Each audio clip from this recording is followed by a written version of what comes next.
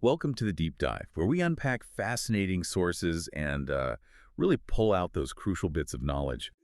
Today, we're diving into something genuinely unsettling. I mean, it gave me chills just reading it. It's from a YouTube transcript titled The Endless. Our mission here is to explore this really mind-bending story of inescapable repetition.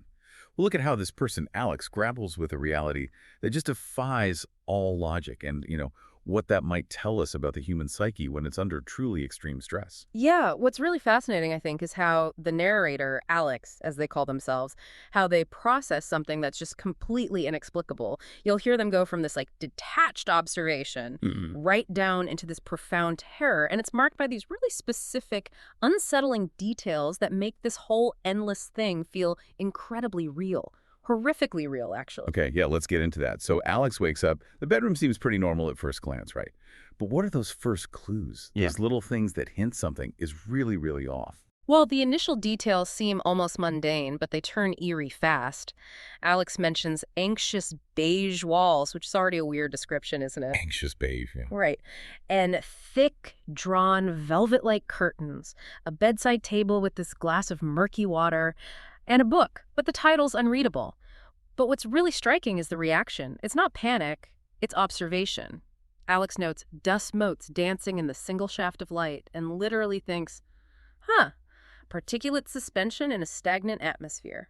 That specific thought, Yeah. it really jumps out, that scientific framing of dust motes. It's like trying to impose order immediately, isn't it? Exactly. It's a clear attempt to apply these, intellectual frameworks to a situation that's already screaming that something is profoundly wrong. It's an interesting defense mechanism, really, sort of deferring the raw emotion, trying to process it analytically instead, Trying to label it, yeah. even when the world isn't playing by any rules you recognize. So, okay, after this almost clinical look at the room, Alex does what anyone would do, tries to leave. What happens then? Does it get better, or does the weirdness just ramp up? Oh, it ramps up big time. The second Alex steps into the hallway, everything warps. Even before that, actually. The floorboards in the room itself felt wrong, described as sugary sticky under bare feet. Sugary sticky. Yeah, making this soft schlup sound. That weird physical detail, that stickiness. It's an immediate signal that reality's broken, even before Alex fully gets it. And the hallway, you said it warps. Yeah, the hallway is described as just wrong. It's too long. The wallpaper has this sickly floral pattern that seems to ripple slightly, like fabric underwater. Okay, that underwater image is incredibly unsettling. It really is. And then you get the shift from just visual weirdness to auditory stuff. The air gets colder. There's a whisper that wasn't quite wind, more like a distant sibilant voices arguing. So it's not just seeing things, it's hearing them too. That data acquisition drive, that observer mode from the bedroom. It's still there for a moment, but it's getting harder to maintain, especially when faced with these identical plain white doors that have no handles. No handles. And the voices sound like 100 people begging to be let out or perhaps warning me away. That's where the terror really starts to build. You can feel it in the description. So eventually Alex finds a door that does seem usable. A heavy, dark wood door. Yes, with a rusty doorknob that feels, quote, significant. This door leads outside. But the description, outside was a concept stripped of all comfort. Okay, so what does this outside look like if it offers no comfort? Imagine a bruised purple sky. The ground isn't soil, it's a spongy gray mass. Spongy gray. Yeah. And there are these twisted skeletal trees with branches that have matted hair on them. Matted hair. Okay, wow. And over everything, just this deafening silence. Alex wanders for what feels like hours and then spots a building. Let me guess. It looks familiar. Exactly. Familiar, like the house I just left.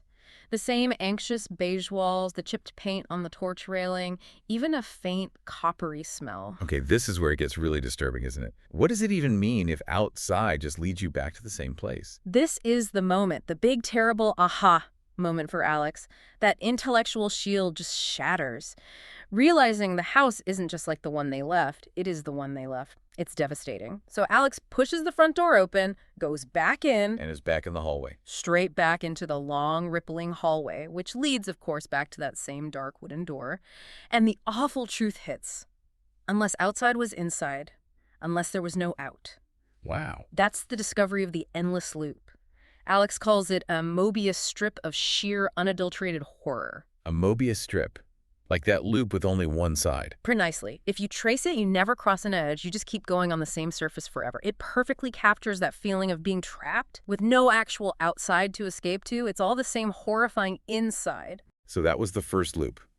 But the account says Alex has woken up in that room countless times since, trying different things, right? Not opening the door, going the other way. Tried everything. Not opening the dark door. Walking the other way down the hall just leads to a blank wall that wasn't there before. Staying in the room is no better. The dust motes start to coalesce into shapes that aren't dust motes, and the smell gets worse. And the outside changes too sometimes. It's not always the same creepy landscape. Right, there are variations. Sometimes it's scuttling insects under a blood-red sky.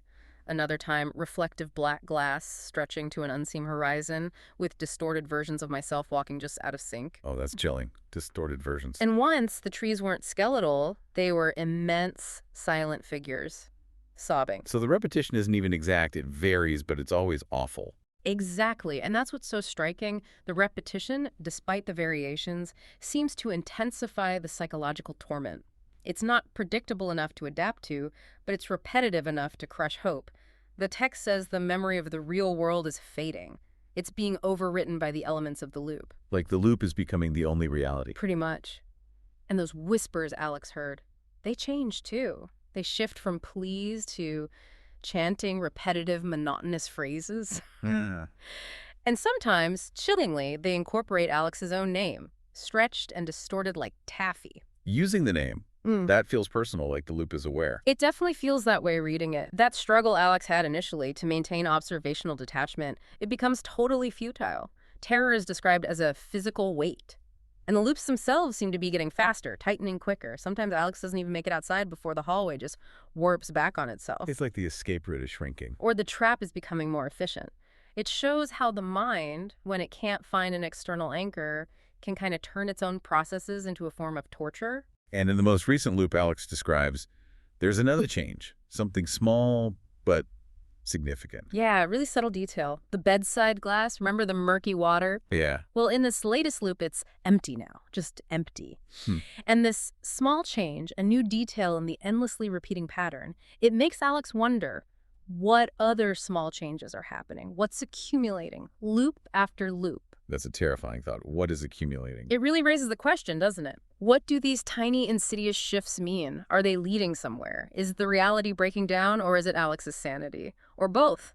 It highlights a kind of psychological principle, maybe. When you can't escape, your mind starts to see meaning, even malevolence, in the tiniest changes. You start projecting intention onto the torment itself. And there's one more change in that last loop, right? The whispering. Oh, yeah. Even more chilling. It's not chanting today. What is it then? It's laughter, giggling, overlapping delighted laughter. Oh no, that's much worse than please or chanting. Isn't it? It suggests this truly horrifying evolution of the nightmare. Maybe a kind of malevolent awareness within the loop, like it's enjoying this. But even then, even with the laughter, Alex mentions the instinct to seek an exit persists. It's described as a cruel, persistent flicker of hope. Wow. Just relentless. So thinking about all this deep dive into Alex's experience, it really paints a picture of this nightmare of infinite repetition. Logic just completely breaks down. The familiar becomes twisted. Absolutely. It really explores the resilience of the human mind, that flicker of hope, Yeah. but also its ultimate vulnerability when it's faced with something truly inescapable, a reality where the only constant is the horror of the loop. It really hammers home how much we rely on predictability, on a stable reality to stay sane. So listening to this, it makes you wonder, doesn't it? We've just explored this world where reality itself becomes this endless, inescapable prison. If you, listening now, found yourself in something like that, some impossible reality, how long do you think you could hold on to your sense of self? How long before those subtle changes and just the sheer soul-crushing weight of the repetition truly claimed you?